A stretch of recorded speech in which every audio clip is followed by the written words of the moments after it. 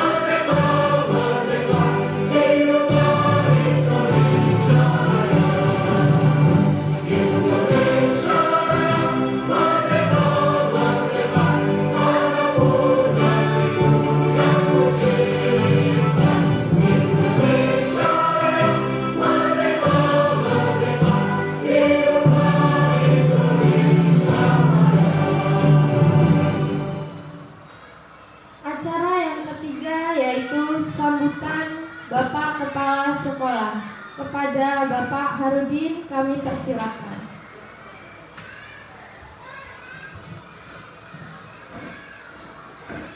Bismillahirrahmanirrahim. Assalamualaikum warahmatullahi wabarakatuh. Waalaikumsalam warahmatullahi wabarakatuh. Alhamdulillahirabbil alamin. Wabihi nasta'in umuri dunya wadin wa ala alihi washabihi ajmain. Kita panjatkan puji syukur kehadirat Allah Subhanahu wa taala yang mana pada kesempatan ini kita semua bisa hadir dalam rangka acara desiminasi penyebaran pemahaman dan penerapan pengalaman budaya yang positif di dalam rangka program CGP untuk pemahaman dan penerapan dalam budaya positif. Nah, oleh sebab itu semoga dalam acara ini kita semua bisa memahami apa yang dimaksud dalam budaya positif. Nah, oleh sebab itu saya sangat setuju dengan acara ini. Semoga kita semua Bapak Ibu guru bisa membagi atau menularkan semua ini kepada siswa kita, yang mana budaya positif ini sangat-sangat kita harapkan kepada anak didik kita dalam rangka mendidik putra-putri bangsa, terutama di SDN 7 Margapundhu. Oleh sebab itu, para Bapak Ibu yang hadir di sini, marilah kita semua memahami dan mengartikan untuk tujuan daripada acara ini. Nah, oleh sebab itu pada Bu Dewi Kurniati, semoga saja ke depan bisa untuk membawa kemajuan-kemajuan di dalam pendidikan di SDN 7 Margapundhu. Nah, oleh sebab itu saya mengharap semua dari Bapak Ibu guru yang ada di SD 7 Margapundhu ini semoga bisa untuk berhasil atau melaksanakan atau lulus dalam CGP ini. Nah, oleh sebab itu saya harap sekali lagi kepada Bu Dwi Kurniawati, semoga dalam acara ini atau program-program selanjutnya bisa berhasil sesuai apa yang kita harapkan. Nah, itulah sebatas sambutan dari saya. Lebih dan kurangnya saya mohon maaf dan saya akhiri. Billahi taufik wal hidayah. Wassalamualaikum warahmatullahi wabarakatuh. Waalaikumsalam warahmatullahi wabarakatuh.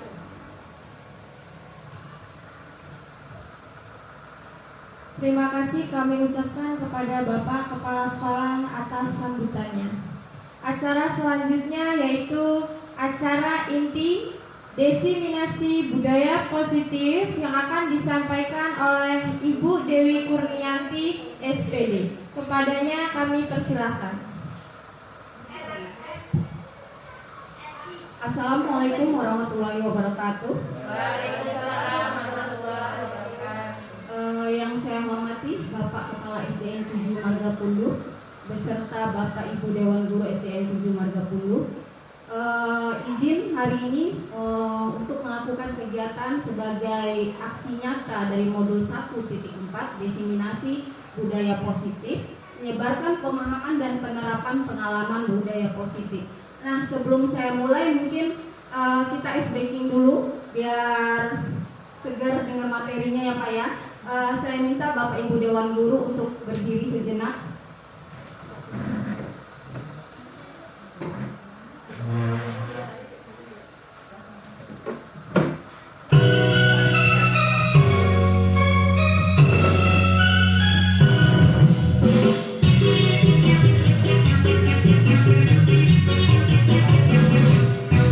Panjang, panjang, pendek, pendek. Panjang, panjang, panjang.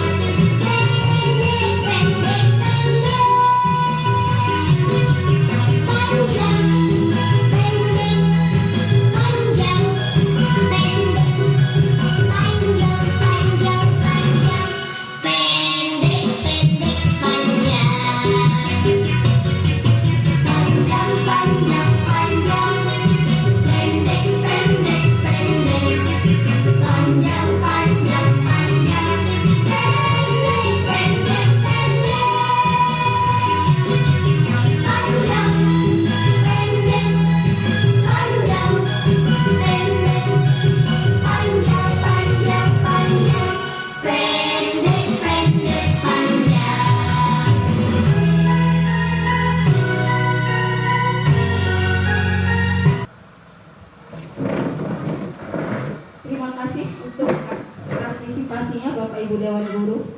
Oke, bisa kita mulai ya Bapak Ibu. Nah, di sini judul yang saya ambil adalah menyebarkan pemahaman dan penerapan pengalaman budaya positif. Next. Di sini ada konsep inti budaya positif. Yang pertama yaitu ada perubahan paradigma belajar, ada disiplin positif, ada nilai-nilai kebajikan, ada kebutuhan dasar manusia, ada motivasi perilaku manusia, ada posisi kontrol, dan ada keyakinan kelas, dan terakhir yaitu ada segitiga restitusi. Nah, ini yang akan kita bahas pada hari ini. Ada 8 poin di konsep inti budaya, ini akan kita bahas atau akan saya paparkan.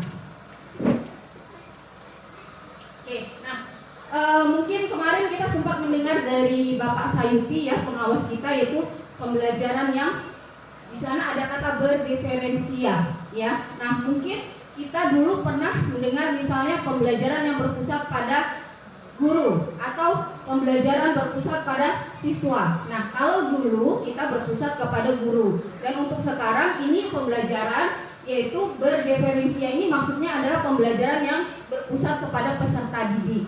Nah, di sini pembelajaran dengan paradigma baru merupakan pembelajaran yang dirancang berdasarkan prinsip pembelajaran berdiferensia sehingga para peserta didik belajar sesuai kebutuhannya. Nah, kenapa di sini saya sebutkan kebutuhannya? Karena setiap peserta didik atau setiap siswa itu kebutuhannya berbeda-beda. Contohnya, gaya belajar mereka itu berbeda. Ada yang gaya belajar anak itu hanya mendengarkan visual. Ada gaya belajar anak itu yang dia lebih fokus jika dia tidak mendengar suara apapun dari luar, misalnya seperti itu ya. Berdasarkan tahap perkembangan sesuai teori psikolog modern untuk mewujudkan profil pelajar Pancasila. Nah, di sini di samping ada 6 profil pelajar Pancasila ya Bapak Ibu. Di sini ada bernalar kritis, salah satunya ada bergotong royong, ada mandiri ya. Nah, selanjutnya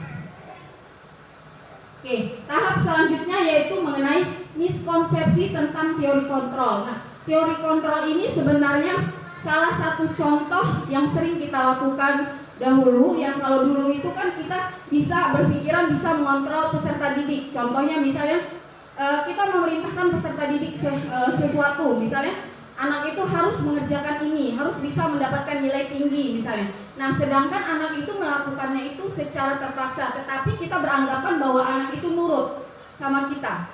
Kita bisa mengontrol anak kecil, atau karena kita dewasa kita bisa mengontrol mereka. Nah, sebenarnya itu adalah ilusi. Ilusi itu hanya sekedar khayalan kita. Sebenarnya tidak ada seperti itu.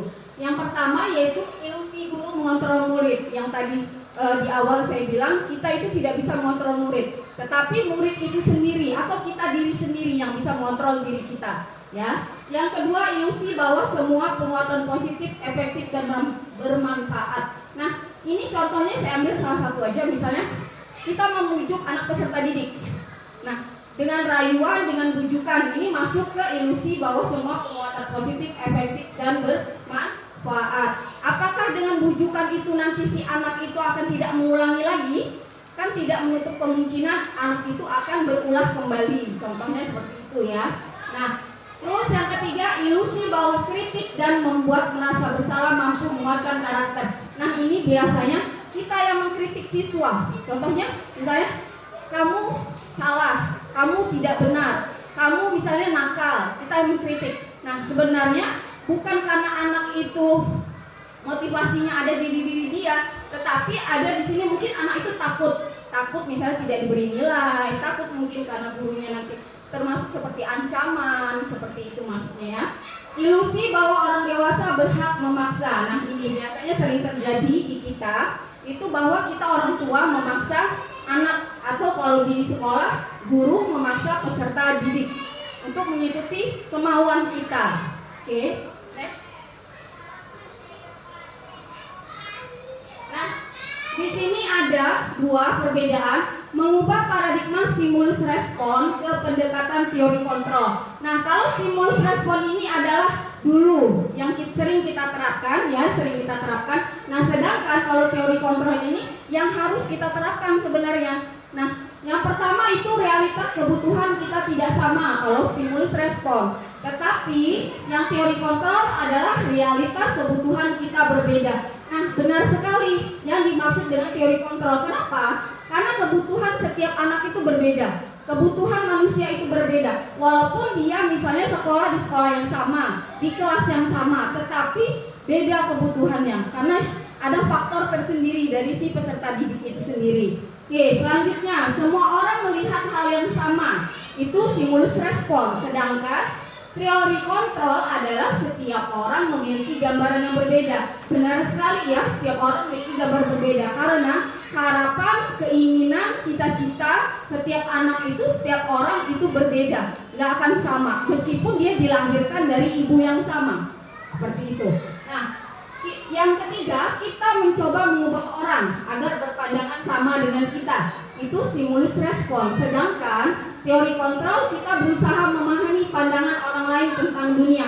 Nah, kita itu tidak mencoba merubah pandangan orang, tetapi kita memahami pandangan orang, kenapa orang itu berbeda dengan kita. Balik lagi tadi ke poin 1, bahwa kebutuhan kita itu berbeda-beda ya.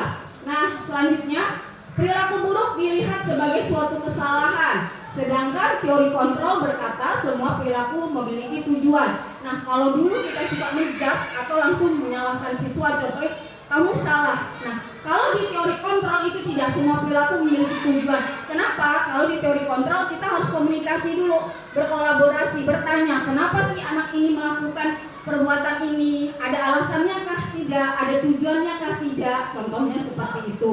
Nah, yang kelima itu adalah orang lain bisa mengontrol saya. Sedangkan kalau teori kontrol, hanya Anda yang bisa mengontrol diri Anda. Benar sekali. Karena yang bisa mengontrol diri kita itu hanya kita sendiri, bukan orang lain, bukan lingkungan maupun keluarga.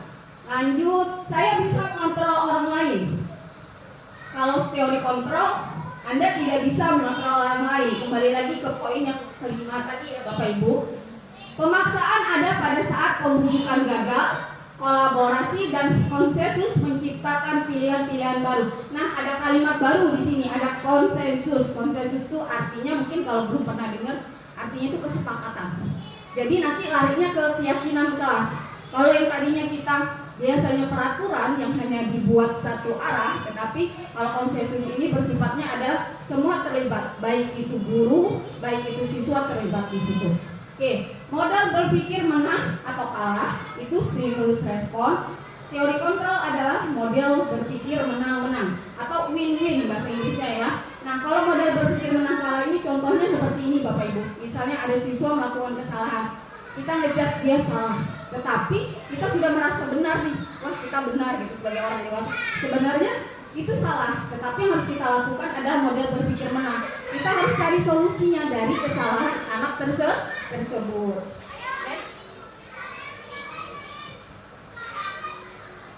Oke, nah ini disiplin positif itu berasal dari kata disiplina yang artinya belajar, Bapak Ibu.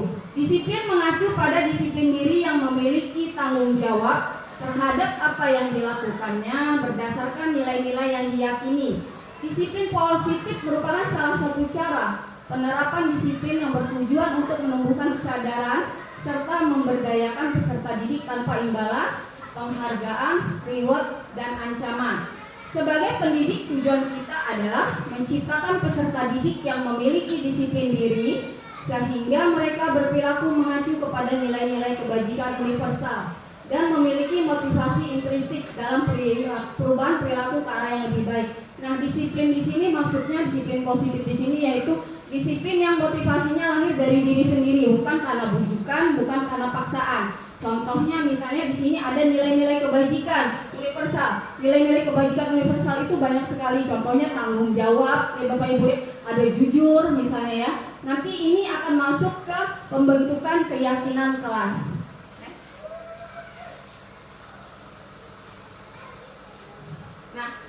Ini nilai-nilai kebajikan, nilai-nilai yang disepakati bersama terlepas dari suku, bangsa, agama, bahasa maupun latar belakang. Contoh nilai kebajikan institusi atau organisasi. Yang pertama yaitu profil pelajar Pancasila, yang kedua Ibo Primarius program, Yang ketiga, keterampilan hidup atau life skill.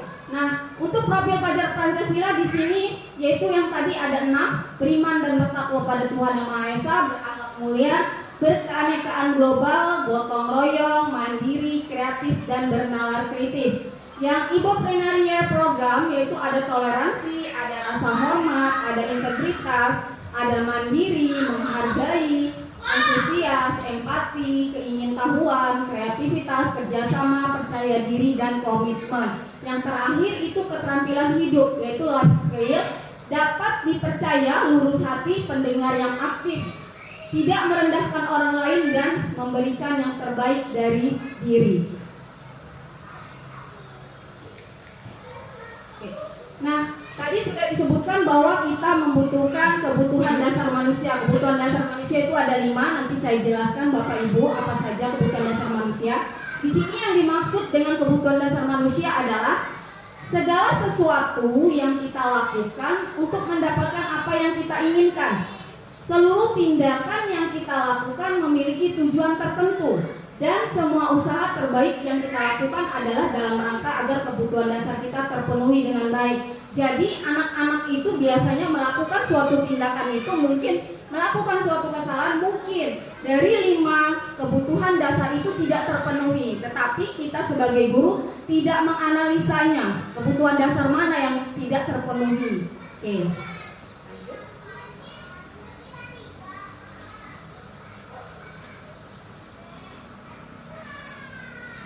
Nah, ini 5 kebutuhan dasar manusia, salah satunya adalah bertahan hidup. Yang kedua itu ada kasih sayang dan rasa diterima. Yang ketiga ada penguasaan. Yang keempat itu kebebasan. Yang kelima adalah kesenangan. Ini yang seharusnya terpenuhi akan kebutuhan manusia, baik itu peserta didik maupun kita, ya. Nah, untuk bertahan hidup itu ada makanan, ada pakaian, tempat tinggal, keamanan, dan kesehatan. Contohnya seperti ini, saya ambil contoh simpel. Kalau di dalam kelas misalnya ada anak nih yang ngantuk, atau misalnya anak yang tidur-tiduran. Nah, kita itu mungkin kita harus tanya, apakah anak tersebut kenapa berperilaku seperti itu dalam kelas? Mungkin di rumah tidak sarapan, mungkin dia tidurnya larut malam. Mungkin juga misalnya kalau dia ini mungkin ada masalah di keluarganya, atau mungkin dia sakit. Nah, seperti itu. Mungkin kebutuhan bertahan hidupnya tidak terpenuhi. Yang kedua, kasih sayang dan rasa diterima. Ada rasa diterima oleh orang lain atau kelompoknya, ya. Diperdulikan, berbagi, kerjasama, menjadi bagian dalam kelompok. Contohnya saya ambil contoh kecil, misalnya kita mengerjakan kelompok nih di suatu forum atau suatu kegiatan. Nah, ada anak yang merasa tersisih, nanti ada anak yang bilang, Bu, si A tidak ikut kerja kelompok atau si A tidak ikut berdiskusi. Nah, seharusnya kita tahu kenapa sih anak ini tidak ikut berdiskusi. Bisa jadi misalnya anak itu tidak akrab dengan kelompoknya. Nah, seperti itu, bukan teman akrabnya, jadi kayak dia enggan mengutarakan pendapat. Misalnya dia enggan berbicara di kelompoknya itu. Oke, yang ketiga penguasaan, harga diri, keinginan untuk dianggap, memimpin, berprestasi, diakui dan didengar. Nah, ini biasanya anak-anak yang suka dipuji. Jadi dia ingin mendengar pujian dari orang lain. Yang keempat kebebasan, mandiri, memiliki pilihan, mencoba hal baru, mampu mengendalikan arah dirinya. Nah, mandiri ini banyak contoh Bapak Ibu ya. Biasanya anak-anak kan sudah bisa misalnya piket kelas yang sudah kita bikin jadwalnya, mereka sudah tahu, oh saya hari ini piket. Nah, itu masuk ke mandiri ya Bapak Ibu ya. Nah, memiliki pilihan ini kalau kita mengadakan diskusi contohnya, atau kita suruh memilih anak memilih topik tertentu, anak itu menentukan topik apa yang akan dia pilih atau yang akan dia diskusikan. Seperti itu ya. Nah, kesenangan di sini bermain, humor, antusiasme, tertawa. Makanya kalau di dalam kelas kita kan sekarang dianjurin ice breaking ya Bapak Ibu ya. Karena ini tadi untuk melengkapi kebutuhan dasar yang masuk ke kesenangan.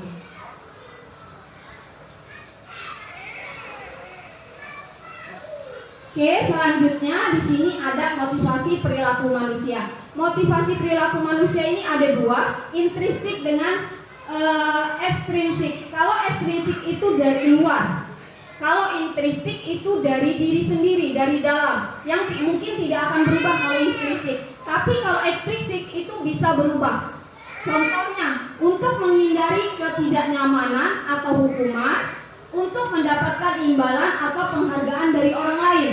Ketika dia tidak mendapatkan pujian, tidak mendapatkan penghargaan, tidak mendapatkan reward, maka anak itu akan malas mungkin mengejar prestasinya. Beda dengan yang motivasi intristik. Kalau intristik ini dia menghargai diri dia, motivasinya dari diri dia. Meskipun tanpa dipantau oleh gurunya, ketika misalnya gurunya tidak ada dalam kelas, dia akan tetap mengerjakan tugas yang sudah diberikan Bapak Ibu Dewan Guru. Berbeda dengan motivasi ekstristik tadi, karena takut hukuman atau misalnya dia merasa tidak nyaman, maka dia melakukan itu. Oke. Nah, di sini motivasi intristik untuk menjadi orang yang mereka inginkan dan menghargai diri sendiri dengan nilai-nilai yang mereka percaya atau yang mereka yakini. Nah, di sini ada 3. Mungkin kalau hukuman dan konsekuensi itu sering kita dengar. Dari saya SD, mungkin dari TK, dari SD, SMP, SMA sampai di bangku kuliah, itu kita sering dengar dengan kata hukuman, konsekuensi. Tetapi kalau yang untuk yang ketiga, restitusi, ini baru saya dengar di pendidikan guru penggerak. Artinya kata ini kata baru bagi saya sendiri ya. Nah, hukuman ini yang pertama yaitu tidak terencana atau tiba-tiba. Artinya anak itu tidak tahu, murid tidak tahu apa yang akan terjadi. Misalnya dia membuat kesalahan, tetapi si murid ini nggak tahu akan dihukumnya seperti apa. Apakah dia akan disuruh lari, apakah dia akan disuruh menulis, apakah dia akan disuruh membersihkan misalnya kamar mandi. Nah, itu tidak tahu murid ya. Bersifat satu arah karena murid tidak dilibatkan. Guru yang memerintahkan, guru yang membuat peraturan. Nah, yang keempat berupa hukuman fisik dan psikis. Berupa hukuman fisik ini contohnya kalau kita menyuruh anak lari lapangan atau menyuruh anak push up ketika dia melakukan kesalahan. Konsekuensi, bedanya dengan konsekuensi yaitu terencana, disepakati sesuai peraturan. Murid tetap dibuat tidak nyaman, sikap guru selalu memonitor murid. Nah, hampir sama hukuman dengan konsekuensi, tapi kalau konsekuensi ini terencana, si murid udah tahu kalau dia terlambat, dia disuruh nyapu misalnya. Beda dengan yang hukuman. Nah, beda lagi dengan restitusi yang kata baru yang kita dengar atau baru saya pelajari, yaitu proses menciptakan kondisi bagi murid untuk memperbaiki kesalahan. Jadi si siswa ketika melakukan kesalahan ini, si guru ini berkolaborasi atau berkomunikasi dengan si siswa kenapa dia melakukan kesalahan tersebut. Nah, setelah si guru tahu anak ini melakukan itu karena ada tujuan atau ada alasan, nanti si anak akan dituntun untuk mencari solusi sendiri. Dia tidak akan melakukan lagi maunya seperti apa, akan melakukan apa. Proses kolaboratif yang mengajarkan murid untuk mencari solusi sendiri. Nah, ini yang seperti tadi yang saya bilang Bapak Ibu ya, si anak diajarkan untuk mencari solusi sendiri dari masalahnya sendiri. Oke, nah di sini ada 5 posisi kontrol guru. Yang pertama itu ada penghukum, yang kedua ada pembuat merasa bersalah, yang ketiga itu ada teman, yang keempat ada pemantau, yang kelima ada posisi kontrol manajer. Next. Penjelasannya di sini saya ambil satu kasus ya Bapak Ibu. Contohnya misalnya siswa tidak memakai atribut lengkap saat upacara bendera. Nah, ini posisi kontrol penghukum, hormat pada bendera selama 1 jam. Itu untuk posisi kontrol guru yang penghukum. Posisi kontrol guru yang kedua, pembuat merasa bersalah. Berapa kali ibu bapak harus memberitahu kamu selalu mengecewakan ibu bapak. Nah, ini contoh posisi kontrol pembuat merasa bersalah. Yang ketiga, di sini ada teman. Ayo dong ikuti aturan sekolah, tolong bantu ibu bapak. Ya sudah, lain kali jangan sampai berbuat seperti ini lagi ya. Nah, ini ada posisi kontrol teman, sebagai teman. Yang keempat itu ada posisi kontrol pemantau. Contohnya, kamu sudah melanggar peraturan sekolah, kamu tahu konsekuensinya. Setelah upacara kamu beli atribut dan jangan diulangi lagi. Nah, ini posisi kontrol pemantau. Sedangkan posisi manajer atau posisi yang paling sempurna untuk seorang guru, dia akan melakukan seperti ini. Apakah kamu tahu kesalahanmu? Kira-kira bagaimana kamu memperbaiki kesalahanmu? Dengan bertanya bagaimana kamu memperbaiki kesalahanmu, artinya anak itu disuruh mencari solusinya.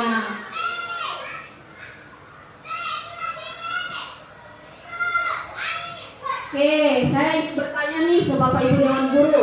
Kalau tadi kita sudah membahas posisi kontrol, 5 posisi kontrol, ada posisi kontrol yang saya hilangkan salah satu. Saya ingin bertanya nih, saya kecewa sekali dengan kamu. Kira-kira posisi kontrol apa itu? Siapa yang tahu? Saya kecewa sekali dengan kamu. Posisi kontrol apakah itu? Kalau tadi kan ada pembuat merasa bersalah, ada penghukum, ada pemantau, terus ada teman, ada manajer. Kira-kira yang mana? Apa Bu Rani? Sepertinya posisi kontrol guru itu adalah sebagai pembuat merasa bersalah. Oke, benar sekali ya. Benar sekali Bu Rani. Saya kecewa sekali dengan kamu. Ini ada di posisi kontrol pembuat merasa bersalah. Jadi anak itu semakin merasa bersalah. Dia sudah salah, tetapi si guru membuatnya merasa bersalah lagi. Oke, yang kedua, kamu tidak pernah benar melakukannya. Kira-kira posisi kontrol apa itu? Siapa yang mau jawab?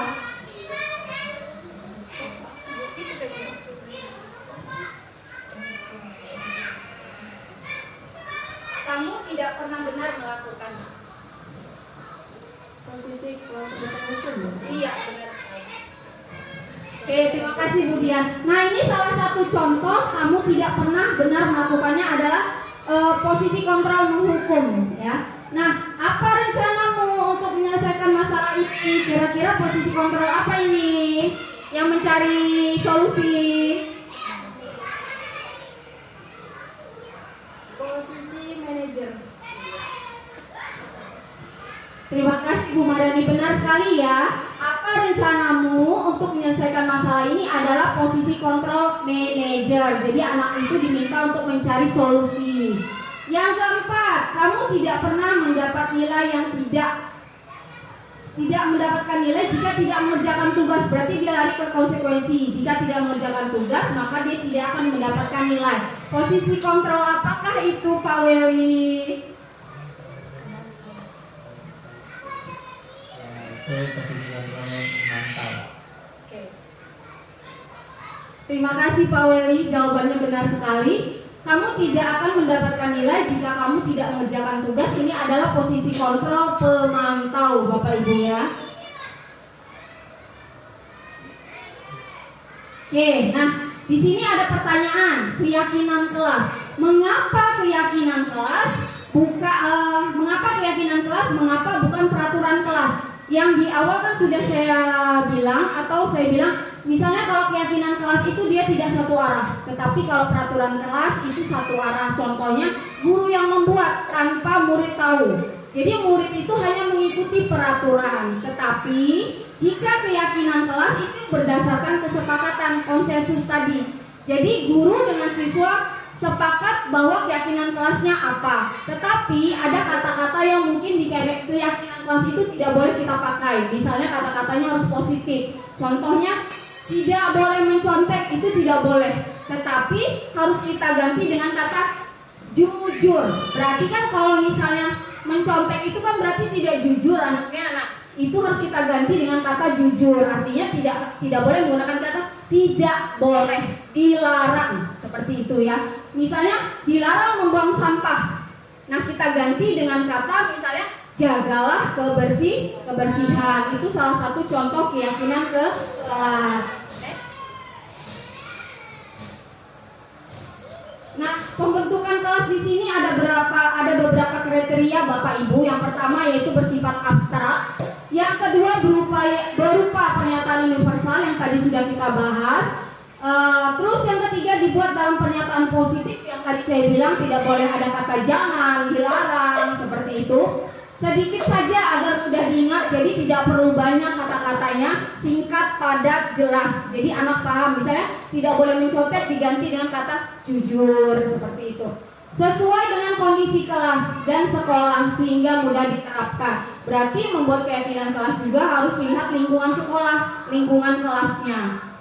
Selanjutnya yang terakhir, semua warga kelas dilibatkan saat membuat keyakinan kelas. Nah, semua warga ini yang dimaksud adalah murid tadi yang dalam kelas kita.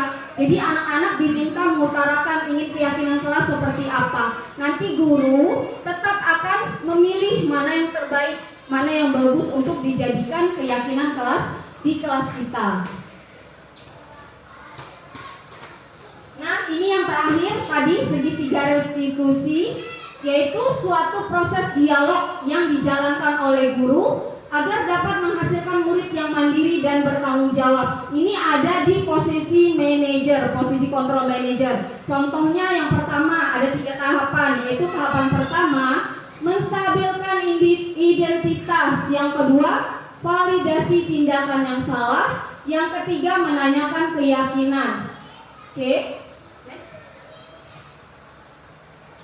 Nah, ini yang contoh menstabilkan identitas Bapak Ibu ya. Berdasarkan prinsip pembuat kesalahan adalah bagian dari proses pembelajaran. Jadi anak tersebut kita bilang kalau dia buat kesalahan, wajar nak kamu berbuat kesalahan, karena kita manusia biasa, tidak ada manusia yang sempurna. Contohnya seperti itu.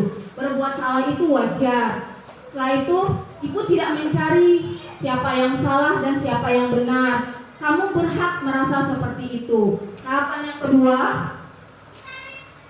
validasi tindakan yang salah. Oke. Berdasarkan prinsip setiap perilaku berupaya memenuhi suatu kebutuhan tertentu. Ini masuk ke validasi tindakan yang salah. Ini salah satu tahapan restitusi yang kedua, Bapak Ibu. Kamu pasti punya alasan mengapa melakukan hal itu. Yang kedua, padahal kamu bisa melakukan yang lebih buruk dari ini ya. Kamu patut bangga karena telah melindungi sesuatu yang penting buatmu atau bagimu. Kamu melakukannya karena mempertahankan sesuatu yang penting bagimu. Oke, lanjut yang ketiga. Yang terakhir itu ada menanyakan keyakinan. Artinya anak ini diminta mencari solusi terakhirnya ya. Berdasarkan prinsip teori kontrol bahwa pada dasarnya kita termotivasi secara intrinsik. Nah, intrinsik ini tadi motivasi diri, yang dari diri kita sendiri, bukan dari orang lain. Oke, apa keyakinan kelas kita? Nah, ditanya setelah membuat keyakinan kelas, ditanya ada keyakinan apa yang dia langgar. Yang kedua, nilai-nilai apa yang telah disepakati bersama. Seperti apa gambaran sebuah kelas yang ideal menurut kamu? Kamu ingin menjadi orang yang seperti apa? Oke. Yang terakhir di sini ada refleksi Bapak Ibu, Dewan Guru. Saya ingin memberikan refleksi dari materi hari ini atau pemaparan materi diseminasi saya. Yang pertama, hal baru apa yang dipelajari dari kegiatan diseminasi pada hari ini? Siapa yang ingin menjawab?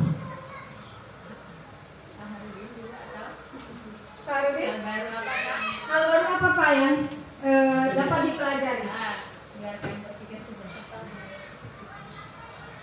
Hal baru yang ini tentang budaya yang positif, Yang harus diterapkan ya Pak? yang harus diterapkan kepada anak didik kita. Ya, betul sekali. Terima kasih Bapak Kepala Sekolah atas jawabannya. Nah, yang kedua, posisi kontrol seperti apa yang sering diterapkan di kelas atau yang biasa kita terapkan selama ini sebelum kita mengetahui ini? Tadi ada 5 posisi kontrol. Kira-kira siapa yang ingin menjawab?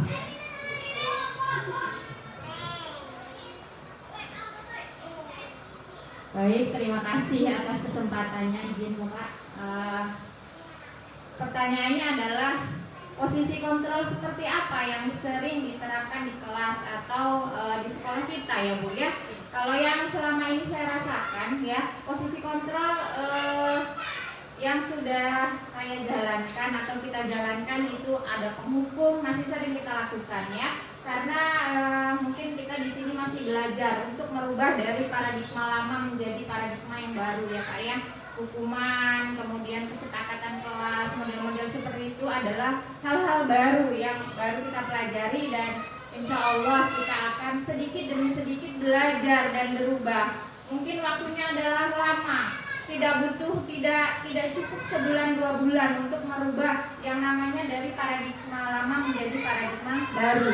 Waktunya lama, setahun 2 tahun sudah berhasil, itu sudah sangat luar biasa ya.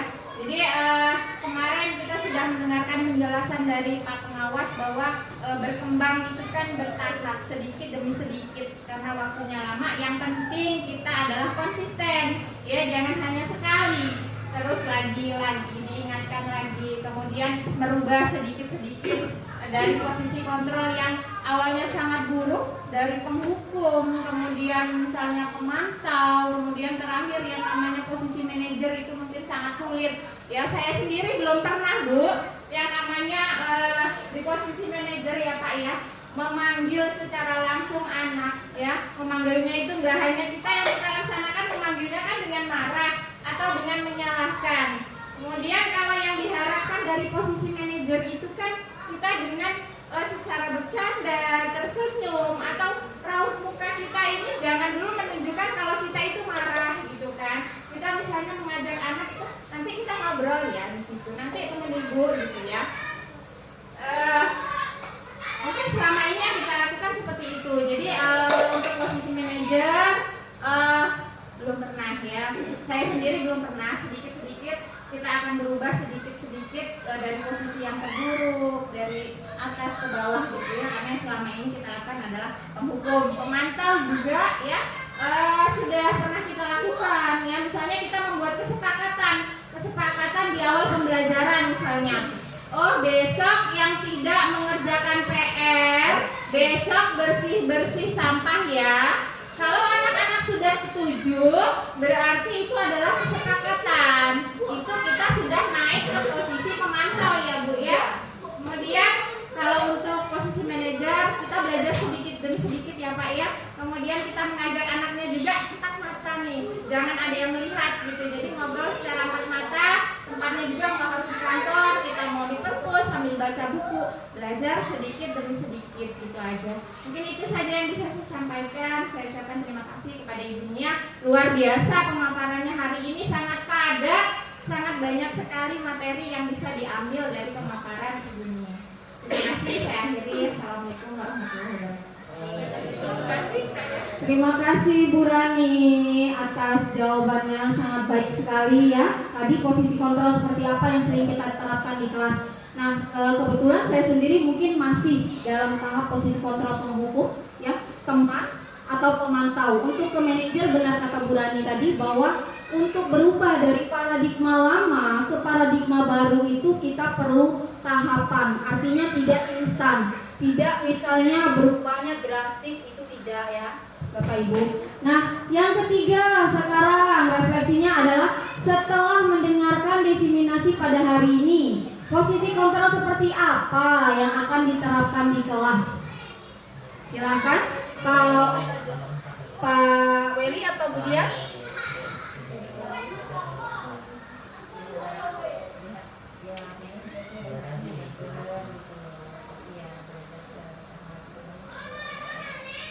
Baik, untuk pertanyaan nomor 3 ya Bu ya. Iya. Setelah mendengarkan diseminasi pada hari ini, posisi kontrol seperti apa yang akan diterapkan di kelas? Selama ini saya masih banyak membuat rasa bersalah Bu. Justru itu ya, sama. Tidak kita sadari bahasa itu ternyata salah ya Bu ya. Terus mungkin yang akan saya terapkan di kelas saya yaitu manajeran. Mungkin yang seperti Bu Rani sampaikan tadi, tapi perlu tahap Bu ya, perlu belajar bersama. Mungkin cukup sekian. Terima kasih Bu Dian sudah jujur membuat merasa bersalah ternyata ya.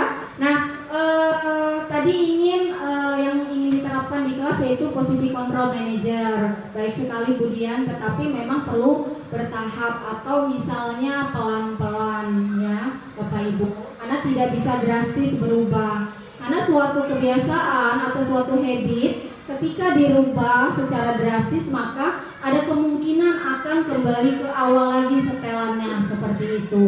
Oke, untuk refleksi yang keempat, apa yang dirasakan setelah mengikuti kegiatan desiminasi pada hari ini? Yang dirasain itu apa? Misalnya jenuh, misalnya dengerin materi, atau misalnya ngantuk, boleh juga. Siapa yang mau jawab, Pak Weli?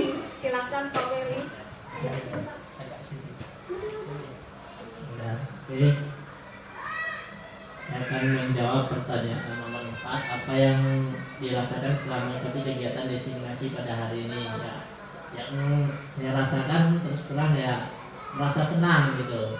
Merasa senang ya, walaupun di tengah-tengah mungkin agak memahami ini maksudnya apa, karena ini kata-kata baru mungkin untuk kita ini. Kata-kata baru. Nah, kemudian juga saya sendiri merasa seperti tertantang gitu untuk kita ini menerapkan paradigma baru itu. Nah, itu sebenarnya yang kedepannya diharapkan kita ini bisa ya menerapkan, walaupun tadi secara pelan-pelan bertahap. Nah, dan juga perasaan saya ini senang juga mendapat pengetahuan baru ya, terutama yang disampaikan oleh Budian. Kita semua dapat ilmu baru tentang budaya positif. Nah, yang kedepannya bisa kita terapkan. Itu saja. Terima kasih Pak Weli atas jawabannya. Pak Weli merasa senang ya. Saya harap Bapak Ibu yang lain juga ya. Kita berbagi ilmu di sini bukan berarti saya menggurui ya Pak ya. Bukan karena saya lebih pintar dari Bapak Ibu Dewan Guru, bukan. Tetapi ini salah satu bentuk tugas dari calon guru penggerak. Saya juga berharap nanti Bapak Ibu menyusul ya untuk semua guru Dewan Guru SDN 7 Margapulu menjadi guru penggerak, seperti misalnya Bu Rani yang sudah mendahului kita menjadi guru penggerak ya Bapak Ibu ya. Mungkin hanya ini penyampaian atau pemaparan materi dari saya Bapak dan Ibu Dewan Guru. Saya ucapkan terima kasih atas kehadirannya hari ini. Saya akhiri, wabillahi taufiq wal hidayah. Wassalamualaikum warahmatullahi wabarakatuh. Waalaikumsalam warahmatullahi wabarakatuh. Nah, itulah tadi desiminasi budaya positif yang telah disampaikan oleh Ibu Dwi Kurniati. Semoga apa yang telah disampaikan Ibu bermanfaat untuk kita semua, terutama guru-guru di SDN 7 Margapulu. Acara selanjutnya yaitu doa yang akan disampaikan oleh Bapak Aman.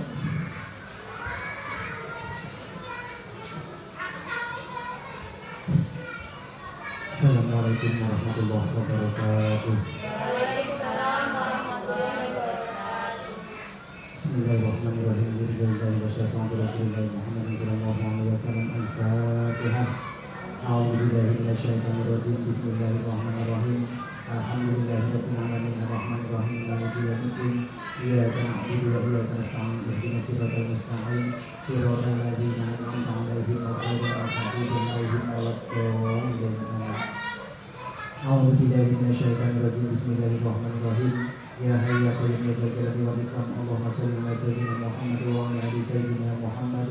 Sayyidil awwalin wal akhirin wa sallim radhiyallahu ta'ala anhu sahabati Rasulillah ajma'in. Bismillahirrahmanirrahim. Alhamdulillahirabbil alamin. Hamdan syakirin, hamdan na'imin, hamdan wa fi ni'amahu wa tawfiq mazidah. Ya rabbana lakal hamdu kama yanbaghi li jalali wajhika wa 'azimi sultanik. Allahumma shalli ala sayyidina Muhammad sallallahu alaihi wa sallam min jami'il ahwali wal afat wa taqdidana biha jamil hajat wa tutahhiruna biha min jami'il sayyi'at wa tarfa'una biha indaka ala darajat wa tuballighuna biha salawat min jami'il khairati fil hayati wa fil mamati. Allahu ala kulli syai'in qadir. Allahumma inna nas'aluka salamatan fi dinina wa ziyadatan fi ilmina wa barakatan fi rizqina wa tawbatan qabla al-maut wa rahmatan indal maut wa maghfiratan ba'dal maut wa habina lana fi sakaratil maut wa najatan min nar wa afan wa risab. Rabbana la tuzigh qulubana ba'da idh hadaytana wa hab lana min ladunka rahmah innaka antal wahhab. Rabbana atina fid dunya hasanah wa fil akhirati hasanah wa qina adzabannar. wa sallallahu ala sayyidina Muhammadin nabi ummi wa ala alihi wa sallam. Subhana rabbika rabbil izzati amma yasifun wa salamun alal mursalin walhamdulillahi rabbil alamin. Al-Fatihah. A'udzubillahi minasyaitonir rajim. Bismillahirrahmanirrahim. Alhamdulillahi rabbil alamin arrahmanir rahim maliki yaumiddin. Iyyaka na'budu wa iyyaka nasta'in ihdinas siratal mustaqim siratal ladzina an'amta 'alaihim ghairil maghdubi 'alaihim waladdallin. Amin amin ya rabbal alamin. Wassalamualaikum warahmatullahi wabarakatuh.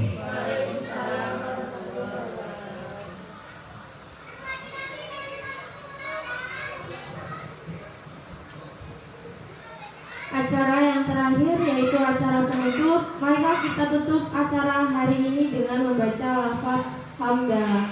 Alhamdulillahirabbil alamin. Saya selaku pembawa acara mohon maaf jika ada kata-kata yang kurang berkenan dan kepada Allah saya mohon ampun. Saya akhiri wabillahi taufiq wal hidayah. Wassalamualaikum warahmatullahi wabarakatuh. Waalaikumsalam warahmatullahi wabarakatuh.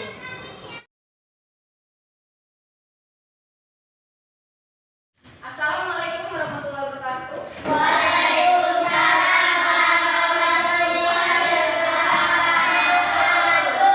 Oke, hari ini ya nak ya, kita akan menyusun keyakinan kelas. Biasanya kita itu, kalian tahu ya peraturan kelas ya nak ya. Kalau peraturan kelas biasanya seperti apa? Coba, siapa yang tahu peraturan kelas?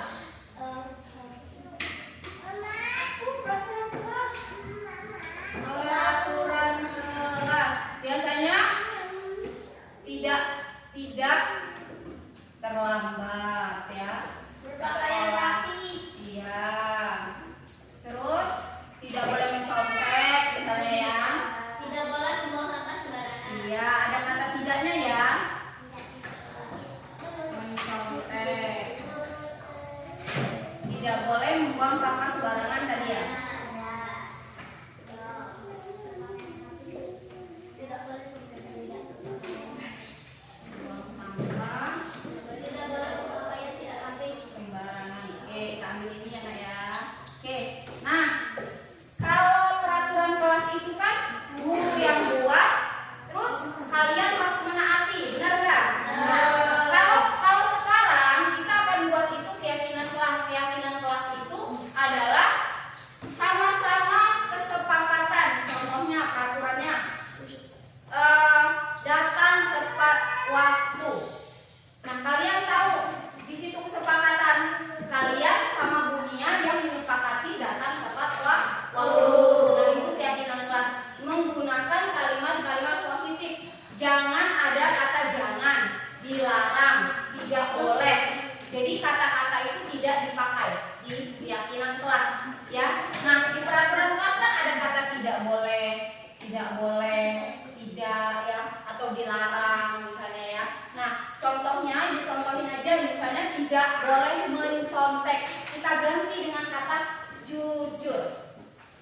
Nah, gitu ya. Kenapa harus keyakinan kelas? Karena kalau keyakinan kelas itu biar kalian merasa bertanggung jawab karena itu kalian juga yang buat.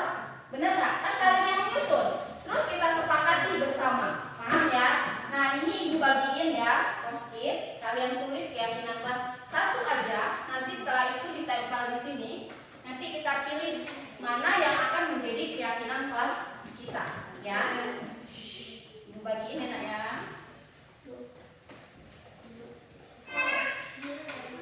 Salah ya. Nggak apa-apa.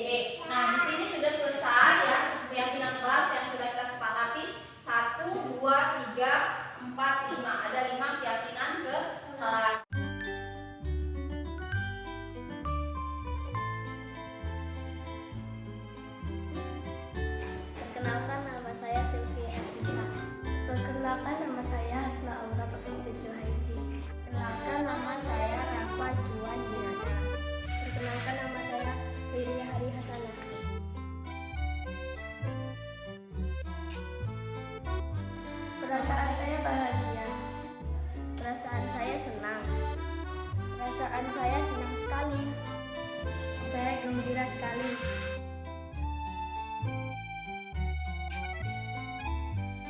Penting sekali, sangat penting, penting sekali, sangat penting.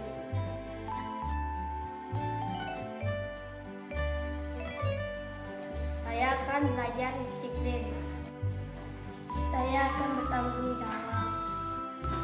Saya akan belajar menghargai. Karena saya akan menerapkannya.